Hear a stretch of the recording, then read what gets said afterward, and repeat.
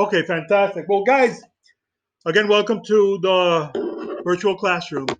Today, we begin a new unit after spending all this time in the first unit, which is development.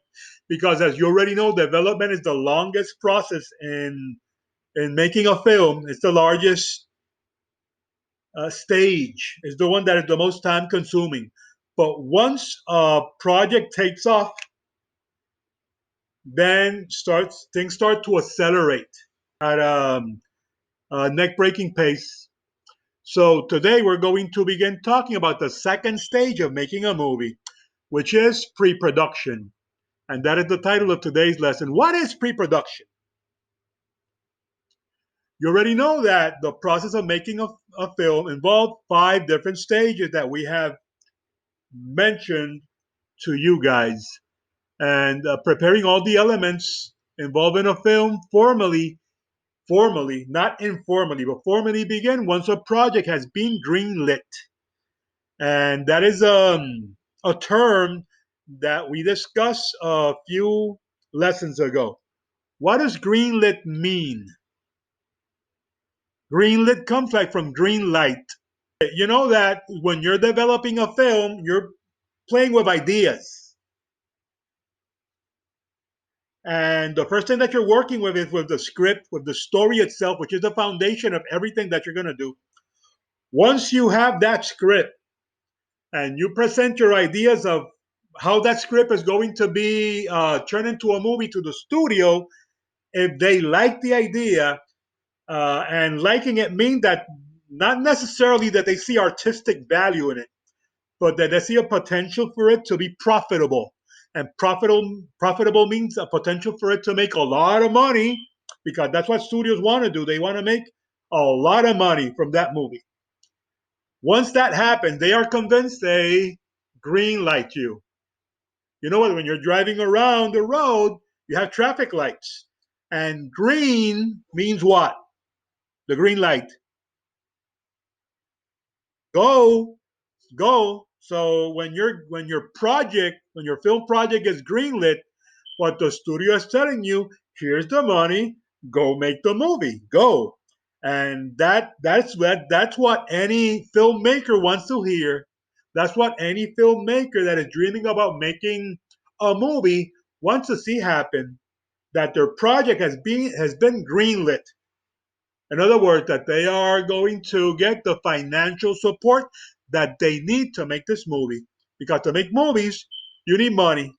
Why? Well, because you have to hire people that will work as a crew. You have to hire people that will work as the cast of the movie. You have to buy things. You have to contract different and secure different kinds of services.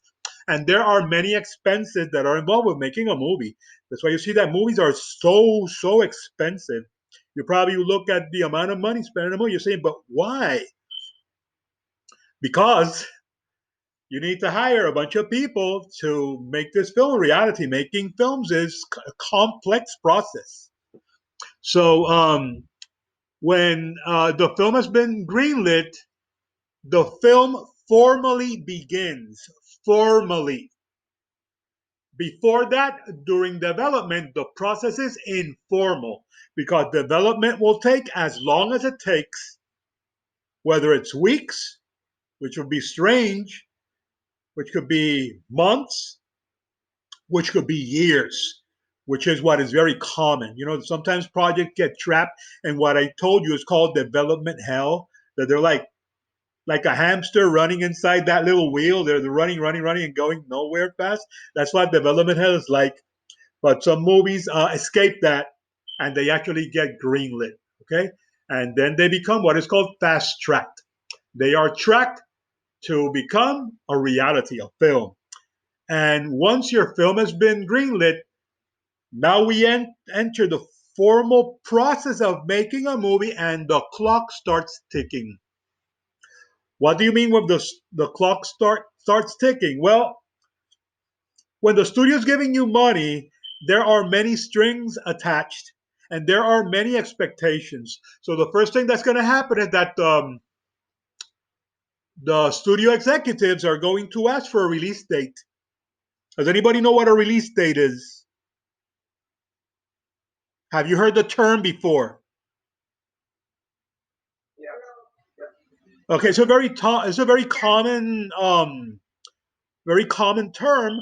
A release date is when your movie is supposed to come out, when it's supposed to be made available for the audiences to see, whether it's in the theater, whether it's on the VOD or a streaming service or any of those other outlets for people to see movies.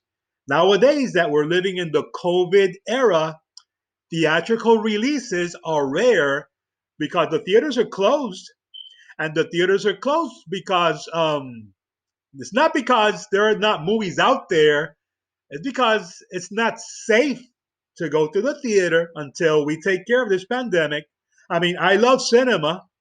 I miss going to the theater very, very much. I mean, I am right now currently living the longest time that I have ever been without going to a theater. I have not stepped inside a theater since January of this year. It's been that long. I've never been that long without going to the movies. But that is our reality. And there are many movies that were supposed to come out this year. They've been pushed back to next year. Why? Well, COVID 19. So most of the releases that we're seeing are either VOD, which is video on demand, or streaming services.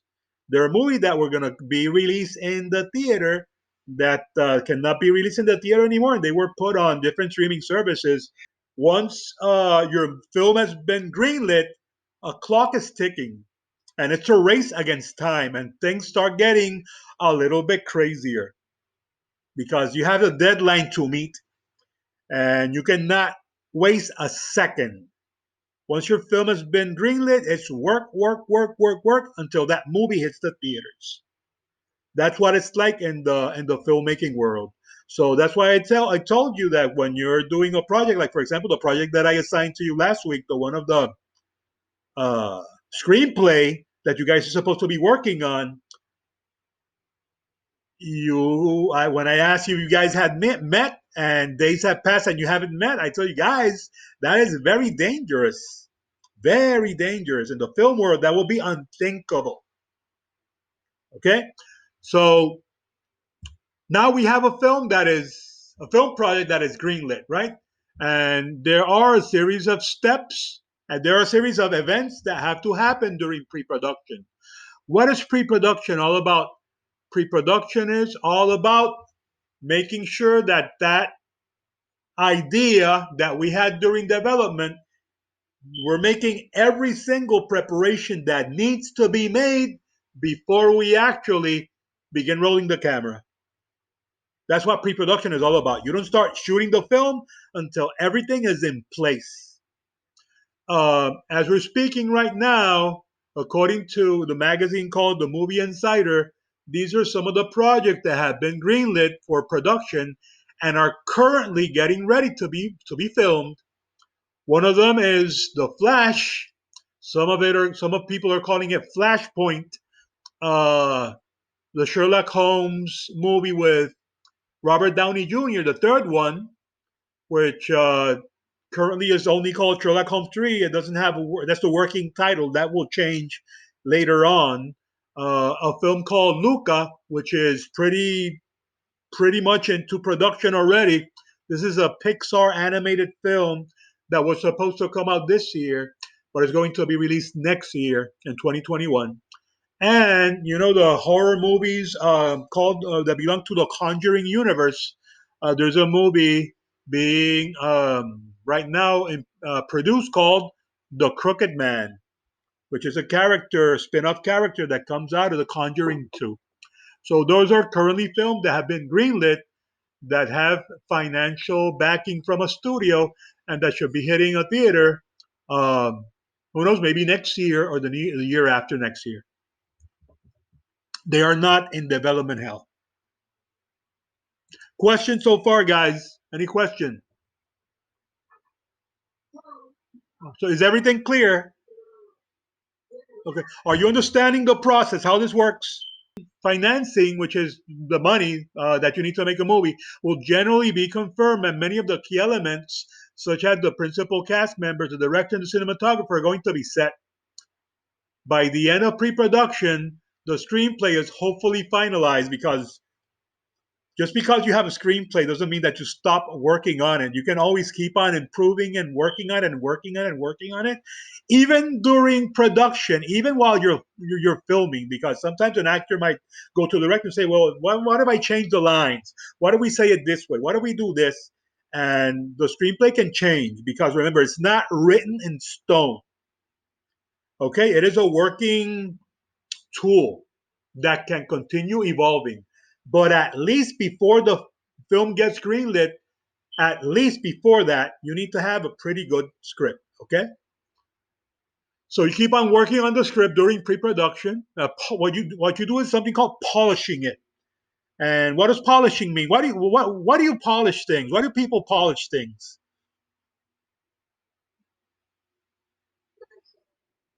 Yeah. Why do people polish things? To make it what? To make it shine, to make it shine. So when you take your screenplay and you're polishing it, you're improving it. You want it to shine more. You want it better. That's what it means. Okay. So you keep on polishing the script during pre-production. Keep on working on it, because there's no such thing as, in the world. Remember that films are art. That an artist never finishes his work. They say that the artist decides to stop. I don't know how many of you have made a painting and sometime later you came back to that painting, maybe months later, and let me put this here to make it look better. You understand what I'm saying? An artist never ends his work. We can keep on improving it. Exactly. You can make things better and better and better and better. But the reality is that you have to stop sometime, right? So by the end of pre-production, the screenplay is hopefully finalized, as we said, and it's satisfactory to all the stakeholders, to all the people that are interested in making that movie reality. That's what a stakeholder is. Okay, it doesn't mean someone who's holding a stake. Okay, during pre-production, the script is broken down into individual scenes, and all locations, prop, cast, and crew members, costumes, special effects, and visual effects are identified. That means that all aspects of this film production have to be meticulously planned and identified, so you'll know what to do when the camera is rolling.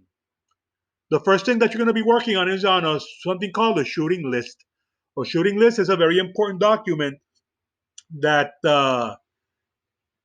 it breaks down the script into a list of how that script is going to be shot, what day we're going to shoot what scene, and who's supposed to be there, and where are we going to shoot it, and all those details appear on a shooting list.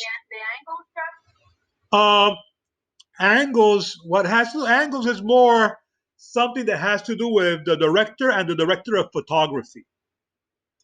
But this is more a tool to organize the work, where we're telling people, okay, crew member or cast member, you're supposed to be here this day at this hour because we're going to be shooting this scene.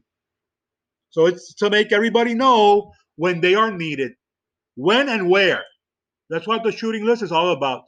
And you have two examples there that you can look at of what a shooting list looks like. Okay, it breaks down the script. The other thing that is done during pre-production is scouting locations. Sometimes that's done even during development. For example, you want to shoot your movie, you need to shoot it somewhere, right? Uh, and you might have to go to a real place because you're not going to shoot everything in a studio. And you send a scout to look around for locations, and these people travel around the world and they take pictures of places and they send it to the studio. Say, hey, we can. What about this place for this scene, or this place for this shot? An example. You've seen Batman movies, haven't you, guys? Yes. Dark Knight, The Dark Knight Returns, all of these movies, right? But you need to watch one if you haven't, okay? And they're shooting one right now. And they put out a trailer that was like crazy. It's the best trailer I've seen this year on YouTube. It's the number one trailer of the year because the one that most people have seen, and it looks great. And you know that Batman, the stories of Batman take place in a city that is called Gotham City. Does Gotham City exist?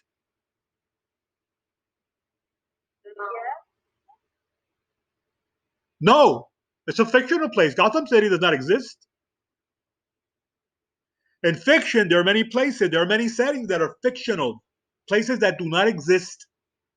So Gotham City is one of the most famous fictional places. Gotham City does not exist, but Gotham City is based on what the New York City of the 1930s used to look like.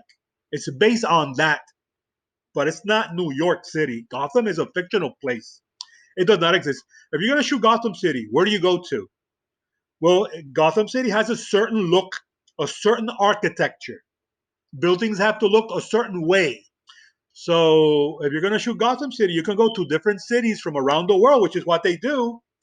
But you're not going to know that. You're watching the movie, and for you, it's Gotham City. But in reality, maybe a scene was shot in Chicago, or another scene was shot in New York, or another scene was shot in Los Angeles, or another scene was shot in England or in Scotland and another part of the world. But when you look at it, you wouldn't know. For you, it's Gotham City when you're watching the movie. So they send people around the world to look for these places that will look great. And that's a great job to have. I mean, you're traveling around the world, watching places, taking pictures of places, and recommending them so they can shoot the movie there. That's an awesome job to be a scout hunting for locations. Okay. Something else that happens is that you have to build props. What's prop? A prop refers to any movable item that is meant to be seen on the film.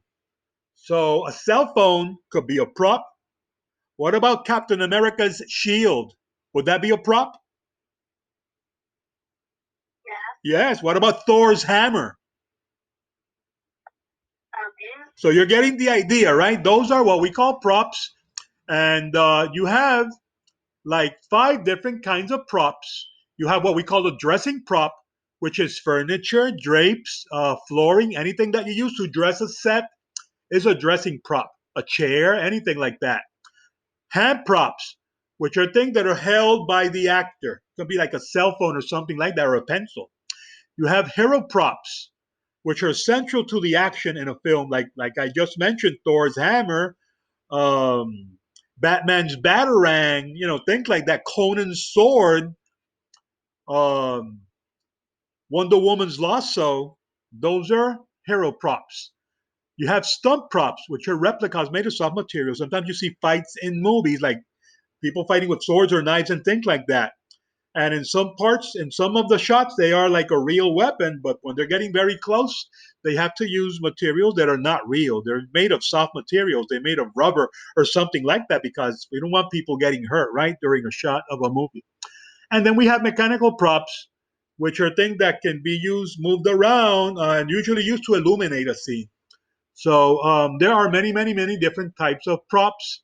I have a video that I want you to see at the end, which shows you how they're dressing a set with different kinds of props. It's incredible. It's very interesting and short video. Props can also be built by special effects companies under contract with a studio or a producer. Here you have a picture of Richard Taylor from Weta, which is the special effects company that made the Lord of the Rings movies and many other movies. They are fantastic. They are based in New Zealand. And the other one is Industrial Light and Magic, probably the number one effects company in the world. They are based in California. And the first movie that they made special effects for was Star Wars. So they have made every single Star Wars movie and many other movies, right? So when you talk about special effects and props and things like that, these are the two top companies in the world. Another thing that happened during pre-production is hiring the cast, and the cast is the actors. Anyone who's going to be in front of a camera is a cast member. They can be actors like the ones that have speaking lines in a movie, or they can even be extras, right? Which are like people that are used like to walk around and not talk or something. Like for example, you're shooting a scene by a pool and you want people walking by the pool. to make the pool look like habited. Those will be extras, right? And here you have information of how the casting process works. In Puerto Rico, they do casting. So you can go to the internet and you can send them pictures of information. And I know of students, I've had students that have been casted and have gone through the casting process as recent as last year. I had a student in 11th grade that was competing to come out in a series that will be coming out on Disney Plus very soon. He didn't get the role though. I was helping him prepare. So maybe that's why he didn't get it. I tried to help him with his acting. Yes. Cuando hacen, cuando las películas hay fiesta o algo, a cada persona que está ahí le pagan, como que una fiesta. Oh, you think they're doing it for love? Son, people, you have to work for money. You don't work for free. There's a difference between getting paid but loving what you do and then not getting paid and working for love. Son, my recommendation for you is if you're good at something, get paid for it, okay? Get paid for it. But of course they pay. Hay que hacerlo bien, para que te paguen. No, well, if you do it bad, they're going to pay you anyway, okay? They're going to pay you because they hired you. But of course, if you're going to do something, you're going to do it well. But that's why they have the auditions. That's why they have the casting process. They're going to hire the best people possible. They're not going to hire anyone. Okay? They have different people and they get the best to guarantee that they have the best person possible for the project. They might fail, but that's the process. They look around for the best talent possible. And of course, they're going to pay you. I mean, you're not going to work for free. Something else that happens is the identification of special and visual effects. You might need to have some type of special effect in your movie. You might need to have like smoke, or you might not need to have like rain in your movie, or you might need to replace the sky, or you might need to have whatever type of effect. You have to visualize that that's what's going to happen in a particular scene, and you shoot planning the effects that you're going to either make in that place or the effects that you're going to add later when you're editing the film. So those things have to be planned. As you can see here, this is a scene from Jungle Book. If you saw Jungle Book, it's a marvelous movie. It's very good. And this takes place in a jungle, but it was not shot in a jungle. It was shot in a studio, and you can see it up here, right? You see all that blue stuff is going to be replaced with the shot of the jungle. It's called blue screen. Special, you have special effects and you have visual effect. You have visual optical effects. Um, Optical effects are the ones that you do after the movie has been shot. Mechanical effects are the kinds of effects that you do that are practical that you do during the shooting of the movie. Like for example, that is in New York, and they're shooting a scene from a movie called The Dark Knight Rises, which was the last Batman movie with Christian Bale, and it was supposed to take place during the winter, but they shot it during summer because you're not going to wait until winter. So what are they doing? They're putting fake snow, and you're looking at the movie, you think they're freezing, when actually it's the middle of July. So that's what you call a mechanical effect. Then you have the visual effects, which, as I said, were the ones that you add later on.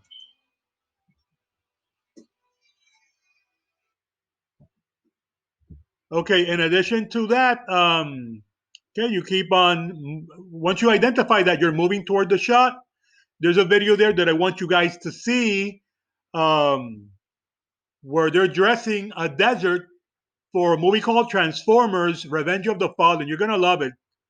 It's time lapsed, so it moves very quickly. At some point during the production, once everybody's been hired, they're going to have something called reading, a script reading.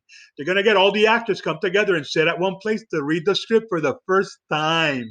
And then you have rehearsals and you have all that stuff.